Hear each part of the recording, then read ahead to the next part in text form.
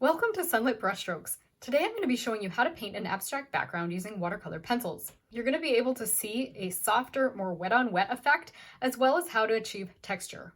Let's go ahead and get started.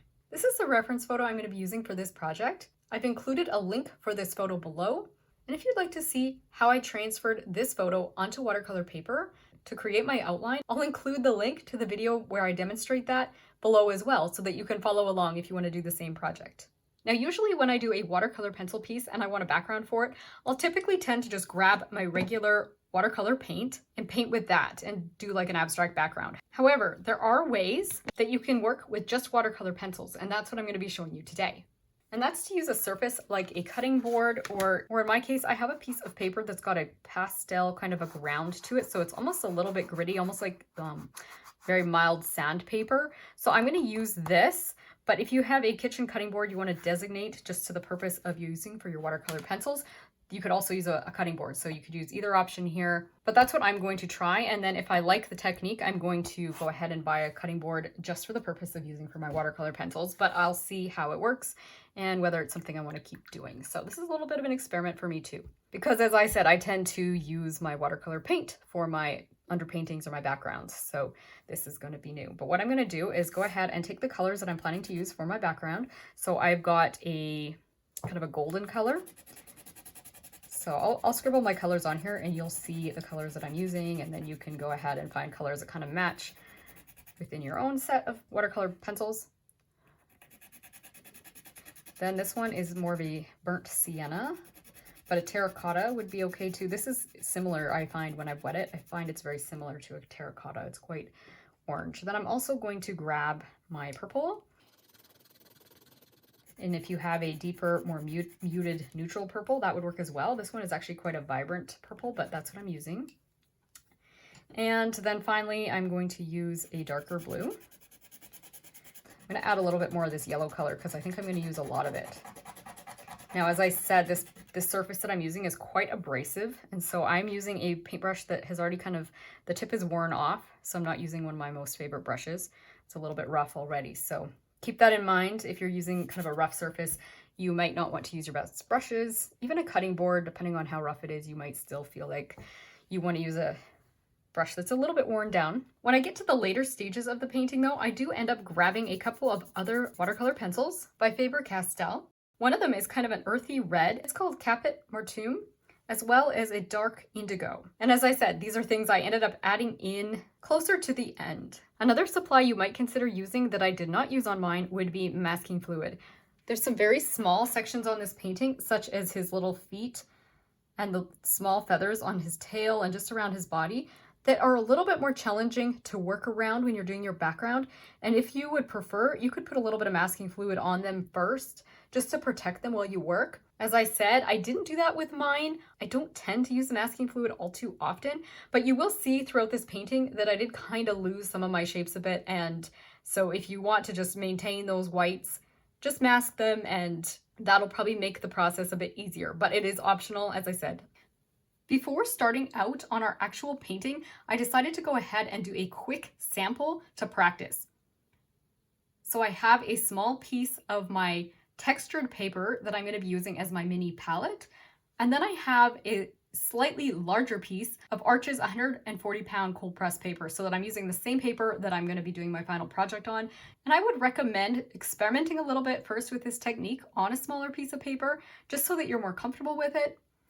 And also it will help you figure out what order you're going to be laying down your colors. So I've laid down my 4 colors again on my little miniature palette. And what I want to do is show you how I'm going to kind of mingle my washes here to create our wet on wet background. And then you can go ahead and do yours. So let's just wet our colors here. Actually, let's wet our background first. So I'm going to be, when I work on my large painting, I'm going to be using a 1-inch brush just because it goes faster for wetting. You can use whatever brush you have. It is nice to have a 1-inch flat though for covering a large surface of area with water really quickly. So I would recommend having one. I don't use it a lot, but when I want to do a large background, I use it. Then I'm going to go ahead and wet my paint here. So you can see I've got a nice yellow color, yellow ochre color. Then I've got my burnt sienna, and I am letting them kind of mingle together a bit. And then I'll wet my purple. I don't want to use my purple at full strength, so I haven't bothered washing my brush. It's got some of my top two colors in it. It's just a beautiful neutral purple. And then finally my blue. The blue is a color you're going to have to be kind of careful about. If you're not careful, it actually is really nice and neutral with what I just did. If you get the really bright blue and the really bright yellow obviously mixed together, you'll get a green, and that's not what we're after. So just try and keep in your mind that we want to work more or less from the light, almost in this order: the yellow, the orange, the purple, then the blue. So I'm going to wash my brush, and I'm going to just start dropping in some of my yellow. And again, this is a very small example because I'm just using a tiny sheet of paper. I don't have much yellow there. I might have to add some more. Then I would go into my oranges, and I'm going to be kind of working in some ways. I'm just going to throw a little bit more of my yellow on here, or my golden ochre. In some ways, I'm going to be working with the lightest colors at the top of the painting and then working my way down into the lower sections with darker colors. Looks like I need a little more of all these colors, but I'm going to be letting them mingle as well so that I have just a nice blend of neutral colors for this background. So you can kind of see I've got those colors working from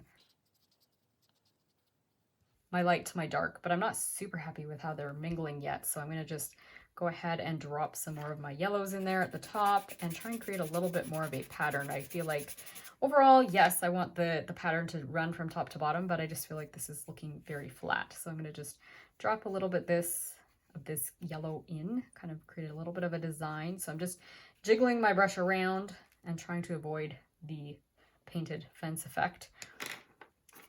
And then I'm going to grab a little bit more of this sienna brown, or burnt sienna rather.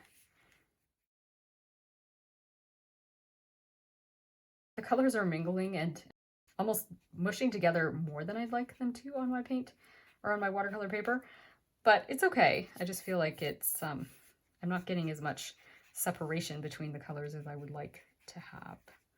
I do like the fact they're neutralizing each other. It just feels flat. So I'm going to keep grabbing the pencils and scribbling them onto my makeshift palette here. And we'll see.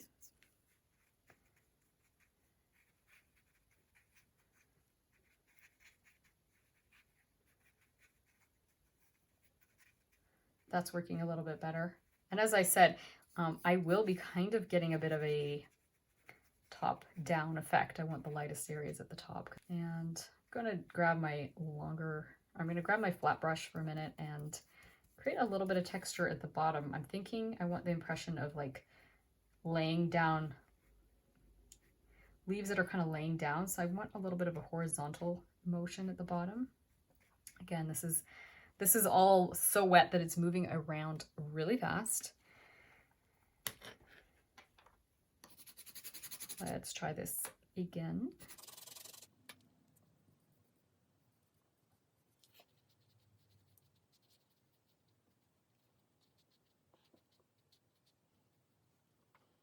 I like that. And then I'm going to just sprinkle a little bit of water into the top to make it like light is kind of coming through, maybe like through the trees or something.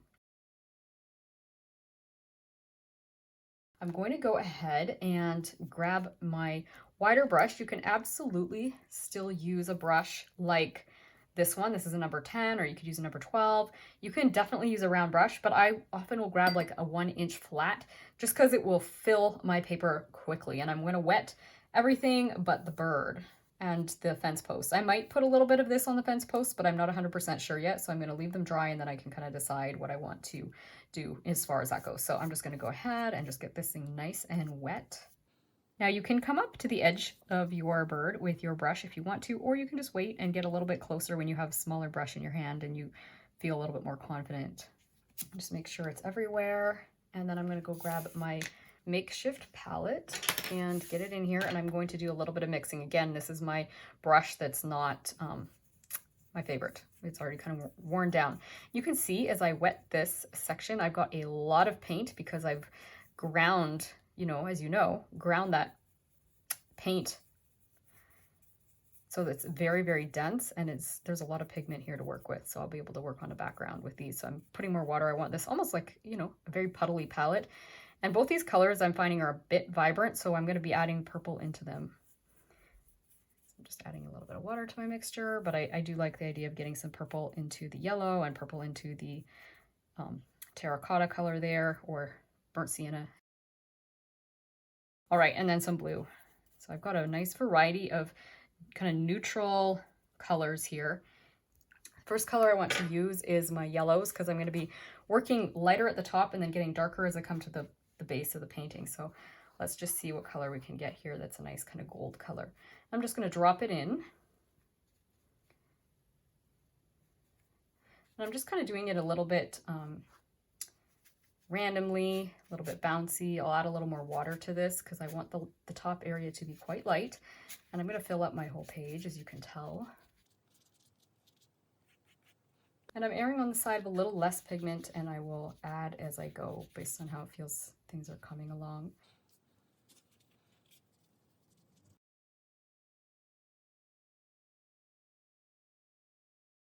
And if things are feeling a little bit too dry, just drop in some more water. You can even just do a few little drops of water just straight off your brush, and you can get a really pretty effect happening there as well.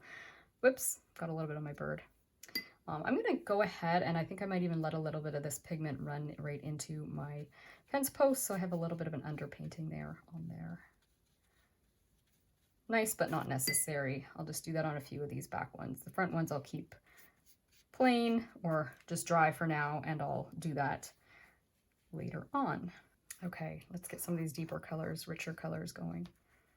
Ooh, that's a lot. I'm going to need to put a little bit more burnt sienna in between, because what I'm aiming for is to kind of go from the yellow to more the orangey brown to then the more purpley color.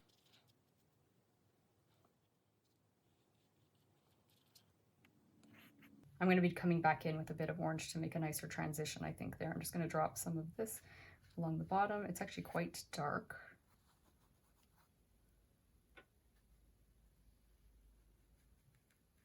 Dropping a bit more of the bluey purple at the bottom. So when I need a little bit more pigment, I can just grab my pencil and scribble back on here while it's wet, and then dip into there again. So I'll grab more of that. I want something almost like a transition color here, and I'm trying to work fairly quickly, just dropping this in because I don't want things to dry too quickly.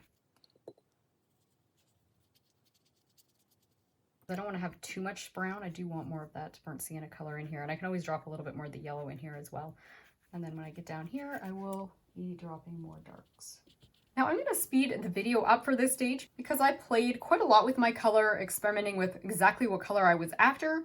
At different times I tried playing around with splatters, but for the most part, I didn't end up keeping those on there. But overall, you will see that I did work from light to dark, lights at the top of the painting and darks as I went further down. And so the lower section has a lot more purples and some blues. Then finally, I'm grabbing my flat 1-inch brush to create some of that linear horizontal texture along the bottom. At this stage, I let things dry, and then I reassessed and decided that it had lightened off quite a lot during the drying process, and I wanted to add more color. So I'm just repeating those steps. So I'm adding more water, and then I'm going to add more of all those pigments, as you will see.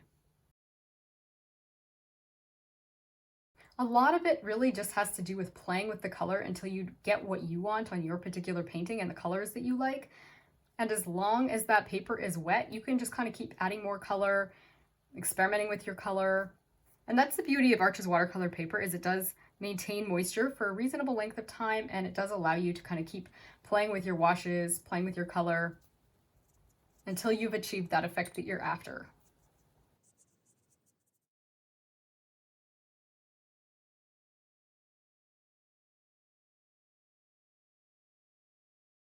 Now, if you ever have problems with your background kind of running along the edge like that, you can always, this is a bit of a risk to do, but I will show you how I would correct that, just so that if it's happened with yours, you'll know how to fix it. First, you want to make sure things are dry. Then you're going to come in with some water. And oh, it's actually almost just blending out with my brush right now. Sometimes you have to kind of rub it a little bit like so, but it's working okay. Then just kind of blend that out, like just gently with your brush so you don't lift and drag too much around. And I'm going to call that good for now. Now this next section of the video I actually did once I had already finished the posts as well as the bird, because I realized I did want more texture on the background after all. And so sometimes that happens with paintings. You decide once you've got everything on there what else you need to make the painting work. And so it's up to you if you want to go ahead and just add texture at this stage. It might be easier, or you can wait and do what I did and do it at the end, but I'm showing you now so that you can kind of see how the background actually ended up turning out. If you like a more soft mottled background, you might want to just leave things, but I'm going to go ahead and use my watercolor pencils and just create a little bit more of this horizontal linear effect and make it look a little more like the reference photo. So I'm just going ahead with my golden ochre first, and I'm filling this in with a bit of texture. This isn't going to show as much. I'm going to be getting more texture coming when I add my deeper, richer colors. So I'm just kind of holding the pencil on its side and just kind of scribbling, scratching back and forth. Then I'm using my burnt sienna.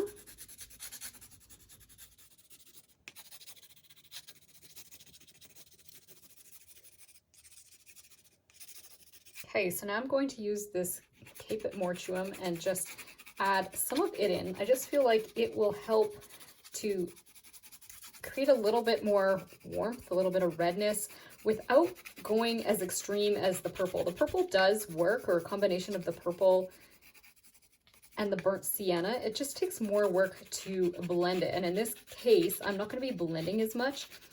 And so I want to kind of keep the color kind of more within the neutral range.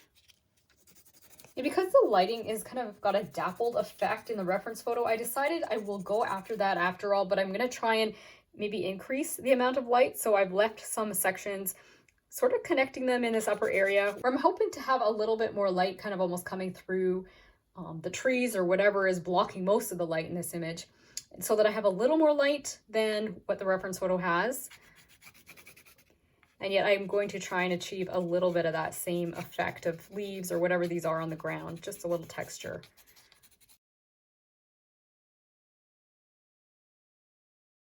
But as I said, you can definitely go for the background that you like the best. And then finally our dark indigo, again by Faber-Castell.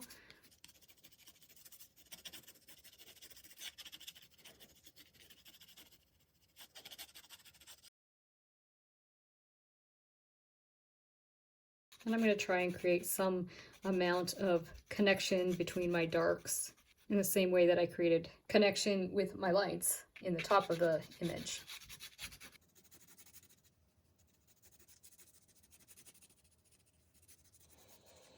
All right, I'm going to go ahead and add some water. Again, I'm using my 1-inch flat, and I'm going to start my lightest sections where I haven't really applied anything yet, and I'm going to just kind of work my way out from there.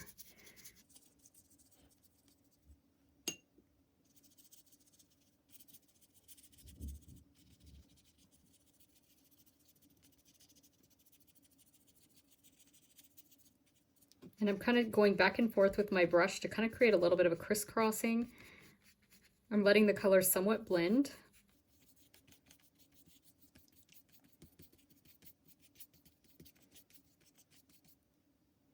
And then I just dip into my water every now and then whenever I start to feel like my brush is getting dry.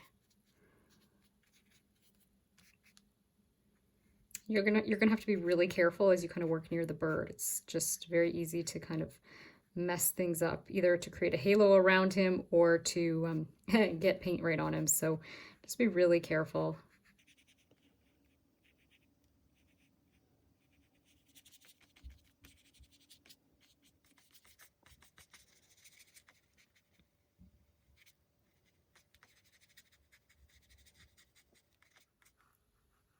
I'm creating a little texture in his tail feathers here as I do this, but I'm gonna have to be really careful. I go back to my linear horizontal motion pretty quickly so that I don't get a lot of funny diagonal things happening here.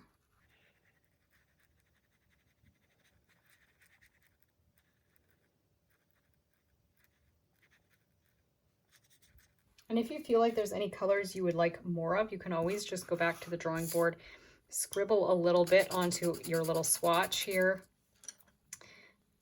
So this time I'm picking that reddish color, and I'm going to just put a little bit of it kind of in the center here, because I feel like it could maybe have a nicer transition between the yellow gold colors and the darker colors at the bottom. I feel like it's just a kind of a nice earth red brown.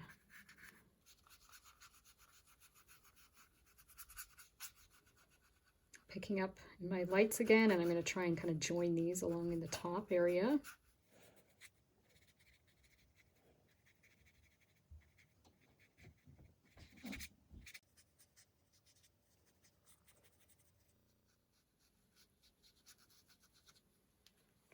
Again, I'm going to grab a little bit of my reddish color here because I feel, again, that transition was a little bit abrupt. I don't want to just go from the golden colors to the blue, otherwise it can kind of start to get a little bit of a green tinge to it. So that's why I really do like this in-between color. I find this technique can be a little bit more of a personal, individualized thing based on how you're designing your background. A lot of it just has to do with how you put your brush strokes down. There's not necessarily a real right or wrong way, as long as you get a design or a pattern that you're happy with. Because we are trying to achieve a little bit of a rough texture and a little bit of hard edges, it does work to kind of just keep coming in and doing a little bit of texture as this is drying. It's not as essential that you have the same perfect timing as sometimes with other wet on wet techniques. I feel like this one is a little bit more forgiving right now.